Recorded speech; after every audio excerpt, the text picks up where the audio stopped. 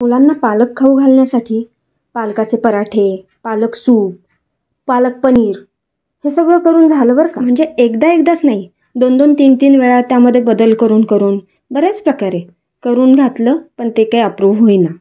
ही recipe आहे. ही जी मुलांकडून approve झाली, मग दर आठवड्याला किमान 15 दिवसाला एकदा तरी पालकाची पुरी घरात बनतेच. चला डिटेल रेसिपी बघूया. यासाठी सगळ्यात महत्त्वाची गोष्ट लागणारी म्हणजे पालक. पालकांची गड्डी मुळासहित असेल तर त्याची चव वेगळी लागते बरं का. जी कट केलेला पालक असतो ना, मुळं नसलेली गड्डी जी असते त्याच्यापेक्षा. ट्राय करून बघा, मला तर कायम फरक जाणवतो यामध्ये. पालक छान निवडून घ्यायचा, धुवून घ्यायचा आणि थोड्या कमी पाण्यामध्ये उकडून घ्यायचा. उकडून म्हणजे ब्लांच करून घ्यायचा, फक्त एखादी वाफ काढून घ्यायचा. मऊ झाले पाहिजेत त्याची पानं. आणि एकीकडे हे होतंय तोपर्यंत दुसरीकडे आपण मिक्सरमध्ये मिरची, थोडंसं आलं, लसूण, कोथिंबीर हे वाटून घ्यायचं. हे वाटण काढून बाजूला ठेवायचं आणि याच भांड्यात आपला ब्लँच झालेला पालकसुद्धा मिक्सरमध्ये बारीक करून घ्यायचा, पेस्ट करून घ्यायची त्याची. आता एका परातीमध्ये किंवा वाडग्यामध्ये गव्हाचं पीठ, जिरं, ओवा, तीळ, मीठ आणि हळद.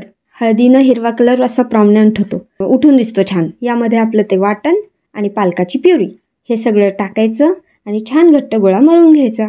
याच्या लाटायच्या छान गोल गोल पुऱ्या. या पुऱ्या आपण वेगवेगळ्या शेपच्या पण बनवू शकतो. म्हणजे छोट्या मोठ्या वेगवेगळ्या आकाराच्या, स्टार, हार्ट, मिकी माऊस, कसलंही काही मोल्ड असेल आपल्याकडे तसं. या पुऱ्या मस्त तेलामध्ये डीप फ्राय करून घ्यायच्या आणि त्यांना आवडेल त्याच्याबरोबर खाऊ द्यायच्या. नुसत्यासुद्धा खूप छान लागतात. मुलांना आवडतात. नक्की करून बघा. मुलांचा फीडबॅक माझ्यापर्यंत नक्की पोहोचवा. चॅनलला सबस्क्राईब करा. पुन्हा भेटूया. बाय.